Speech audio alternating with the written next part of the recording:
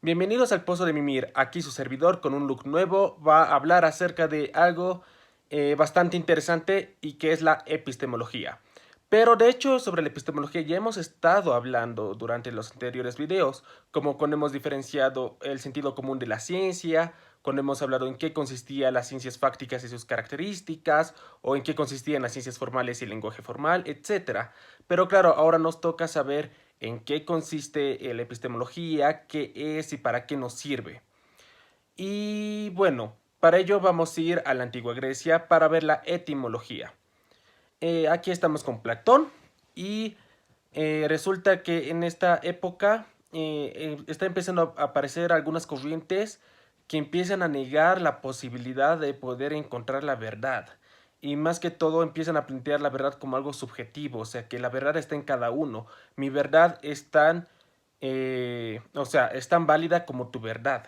Y en eso Platón ve y dice, no, ya, o sea, dice, o sea, él busca salvar entonces la búsqueda de la verdad. O sea, dice que no podemos abandonar esto. Entonces, por tanto, él empieza a filosofar y estudiar sobre esto y llega a la conclusión de que existen dos tipos de conocimiento.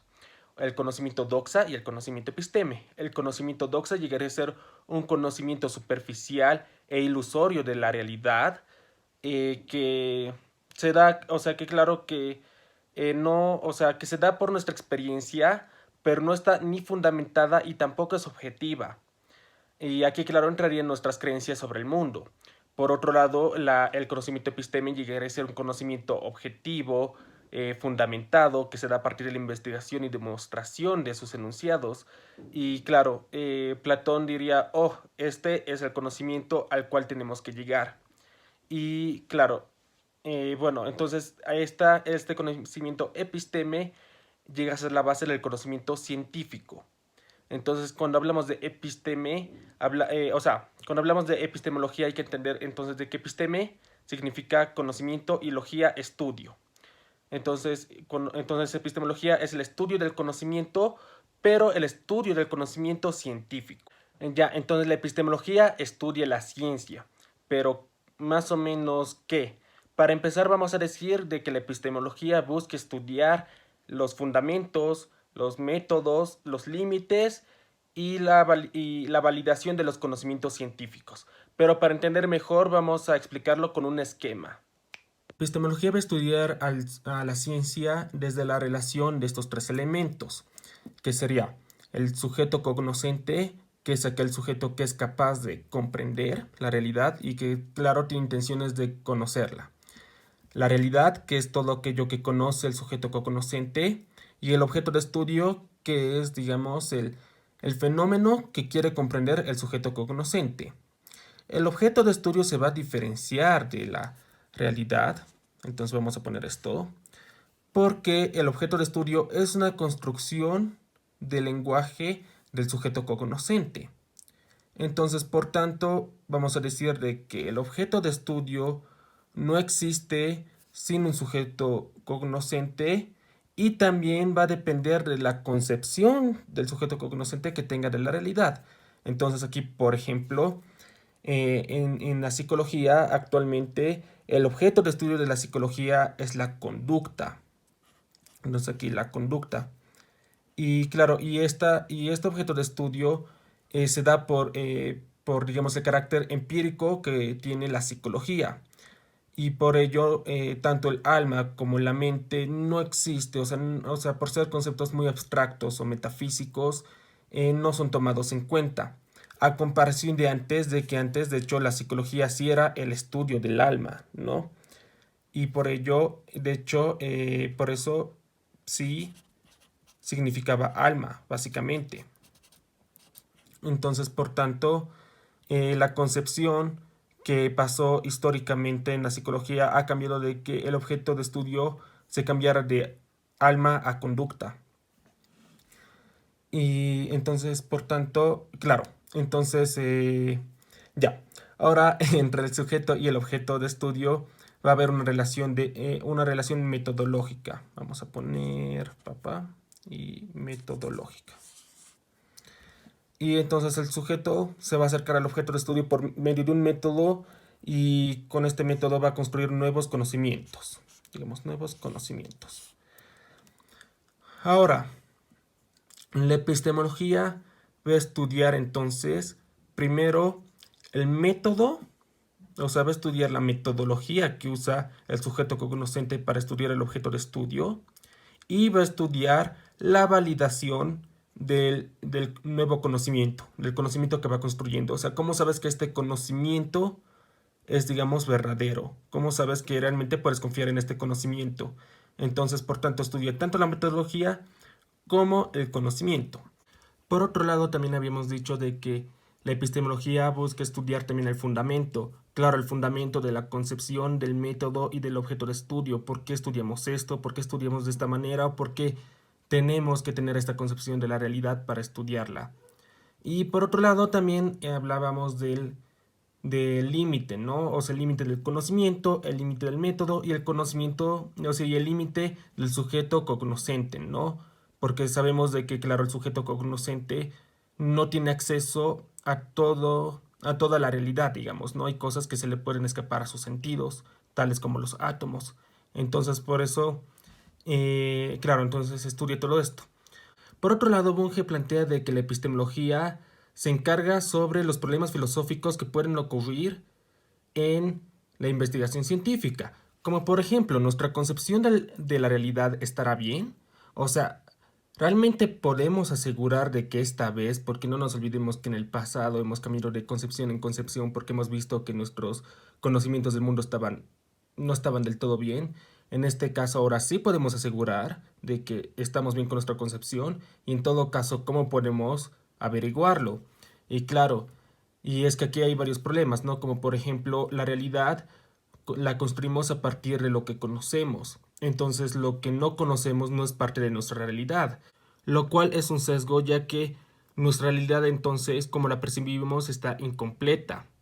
Y como está incompleta, entonces el modo en cómo lo estamos interpretando o cómo nos queremos acercar por medio de nuestra concepción puede estar totalmente errónea. Por otro lado, el sujeto va a tener sus limitaciones, como por ejemplo, hay cosas como la luz ultravioleta que para nosotros es invisible porque nuestros ojos no se han adaptado para poder verla.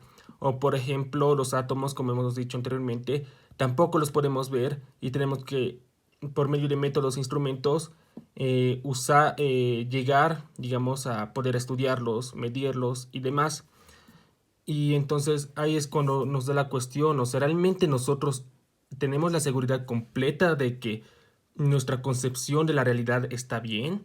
Y por tanto, y claro, eso es importante porque luego nuestros objetos de estudio son totalmente comprometidos, digamos, ¿no? Como hemos dicho anteriormente con lo de la psicología, pero también hay millones de ciencias más, bueno, no millones, pero otras ciencias más que también han sido afectados por eso. Y claro, y ahí entra también nuestro tema, la definición. El cómo definimos nuestros objetos de estudio va a influir, digamos, o sea, va a darle forma a la investigación científica. Entonces, ¿cómo sabemos que nuestra definición de los objetos de estudio están totalmente, son adecuadas? Y es que generalmente en la ciencia, cuando hablamos de conceptos o definiciones, hay mucha discusión respecto a eso, porque hay distintos enfoques, algunos dicen que deberíamos preocuparnos más en ciertos elementos que en otros y demás. Por tanto, ese también es un tema complicado. El método para estudiar los objetos de estudio realmente es totalmente confiable porque es por el método que creamos nuestro conocimiento. Entonces, ¿cómo podemos también saber si nuestro método es totalmente confiable? Y en todo caso, el método científico realmente podemos decir que es el método último de la ciencia. Realmente podemos esperar que todos los fenómenos del universo acaben encajando con este método.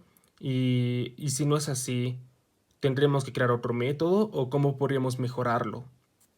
Y claro, y por último, claro, como estábamos diciendo, los conocimientos son válidos. ¿Qué tan válidos podemos decir que son? ¿Y cómo podemos comprobarlo totalmente? Y aquí entonces toda esta reflexión que hace la epistemología, que en realidad, o sea, filosofa la ciencia, o sea, todo esto está filosofando acerca de todo esto para realmente ver cuáles son todas las problemáticas que pueden ocurrir en la investigación científica y cómo nos puede afectar. Y Y claro, esto no es en vano. O sea, todo esto, la epistemología busca posteriormente conseguir, digamos, soluciones. Y claro, la reflexión epistemológica luego acaba influyendo en la actividad científica. Entonces, claro, las reflexiones epistemológicas nos permite poner en cuestión la ciencia, poder hablar sobre esta, reflexionarla y demás. Y es que, claro, como la epistemología estudia la ciencia desde afuera, nos permite nos permite ver cómo la ciencia va avanzando, cuál es su dirección y claro, o sea, y cómo va construyendo sus conocimientos, sus métodos y demás, así viendo si nos conviene continuar por el mismo camino o cambiarlo, o así también empezar a ver cuáles son las problemáticas que pueden aparecer. Y claro, con estos conocimientos, también a la epistemología luego le permite también poder identificar qué disciplinas pueden ser consideradas científicas y cuáles no. Y es por eso que hay un estudio sumamente minucioso de todo esto para comprender qué hace que la ciencia sea ciencia. Y por ello, por ejemplo, hay entran las 15 características de las ciencias fácticas, ya que con estas características podemos ver o sea, podemos estudiar luego la fundamentalidad de estas características, por qué están ahí, qué sucede si hay una ausencia de estas características, etcétera. Entonces, por ello, eso también es importante también para también ser como una guía para las disciplinas y no, digamos, irse desviando, por así decirlo, de lo que es el enfoque científico. Pero aún así hay que tomar en cuenta 100% ya de que la epistemología no es dogmática. Ella no trabaja como juez y dice quién es ciencia y quién no, y que la ciencia es 100% así y punto. Como hemos dicho, la epistemología nos permite reflexionar, cuestionar y por tanto la posibilidad de cambiar los métodos, los objetos de estudio, las concepciones, etcétera.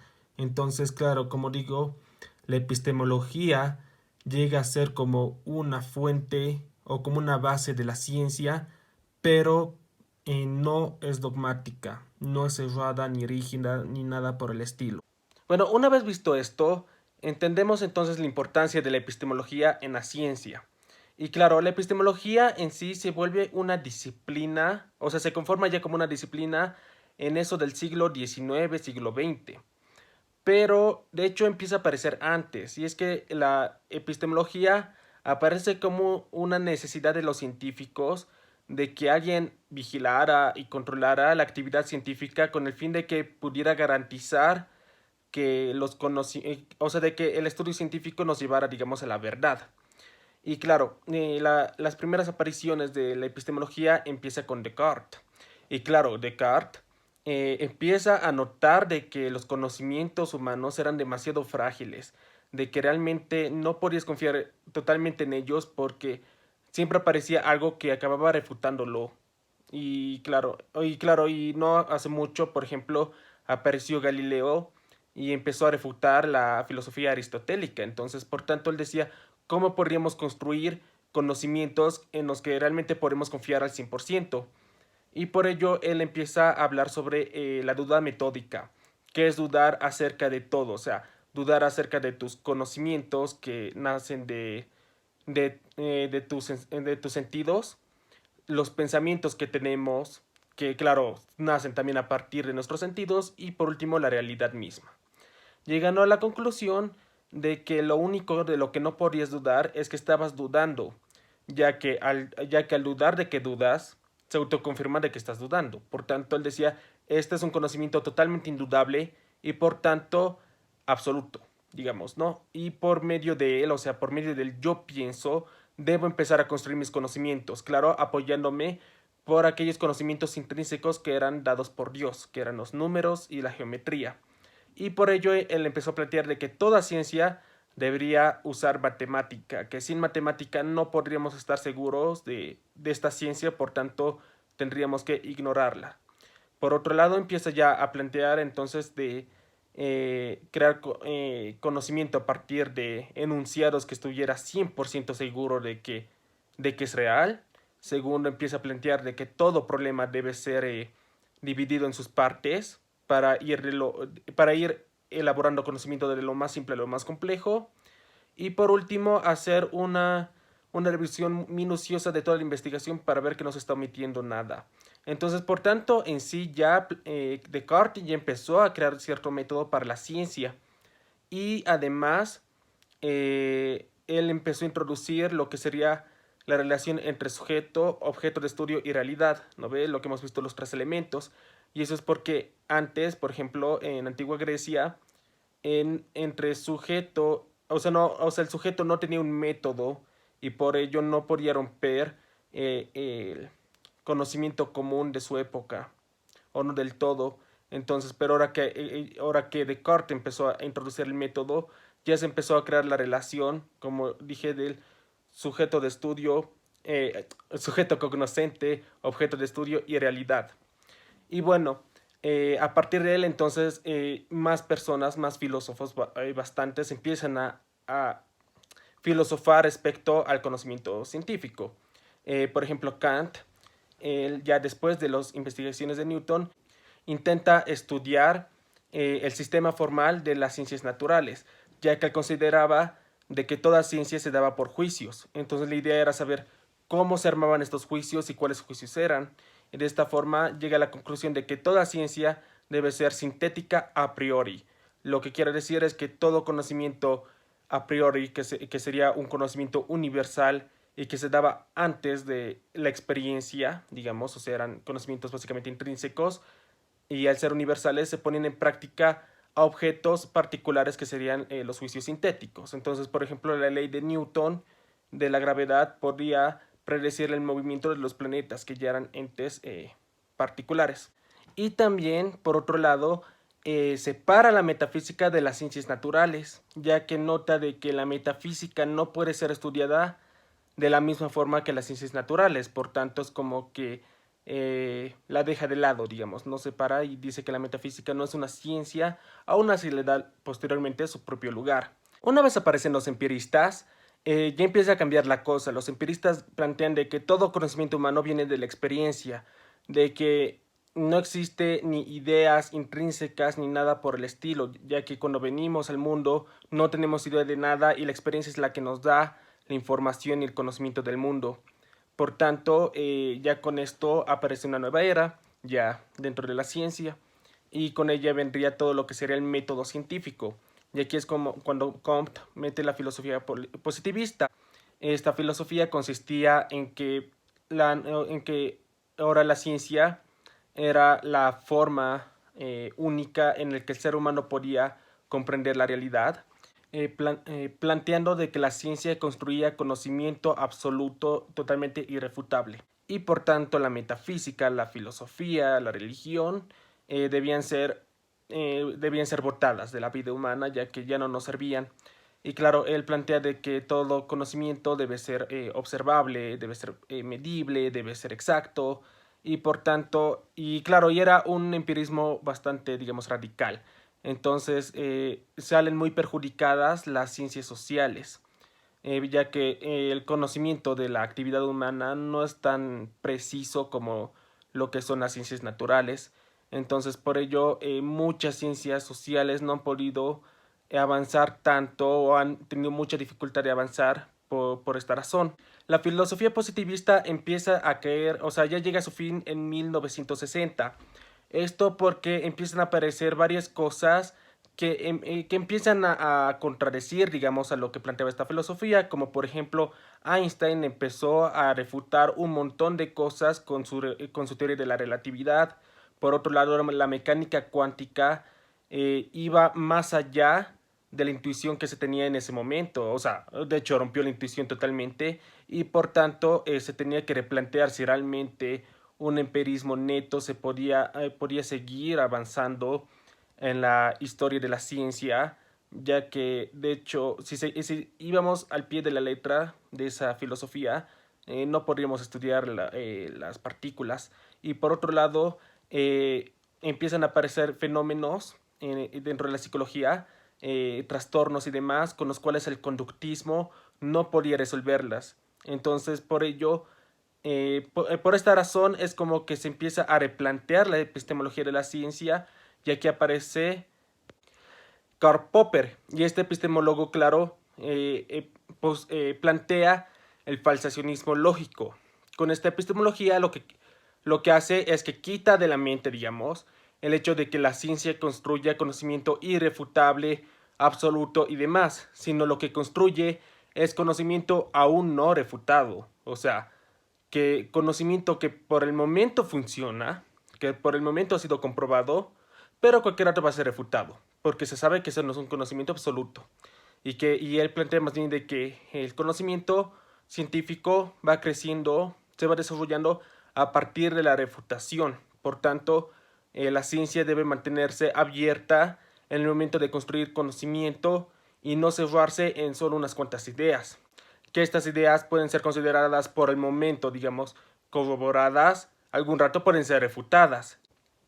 A partir de esta epistemología, todo conocimiento y teoría científica se considera falsable. Lo que quiere decir es que todo conocimiento, como ya no se puede considerar absoluto e irrefutable, todo conocimiento debe ser cuestionado y nunca puesto como una clase de conocimiento superior e intocable, ¿no? Como hemos visto, la epistemología va creciendo junto con la ciencia, ya que la epistemología, al influenciar en la ciencia, haciendo que ésta cambie, la epistemología tiene que cambiar con esta porque obviamente van a aparecer nuevas problemáticas y nuevas cosas a estudiar. Y claro, entonces, por tanto, claro, decimos que la epistemología entonces también va desarrollándose, creciendo y demás. Entonces, a partir de esto, Bunge plantea que para una nueva epistemología se añadan la existencia de nuevas ramas de estudio para profundizar más en el estudio de la ciencia. Entre estas estaría el estudio de la lógica de la ciencia, la semántica de la ciencia, la teoría del conocimiento, la metodología de la ciencia, la ontología de la ciencia, la axiología de la ciencia, la ética y por último la estética de la ciencia. Y bueno, eso fue todo. Espero que les haya servido y que hayan comprendido bien. Bueno, nos vemos la siguiente semana.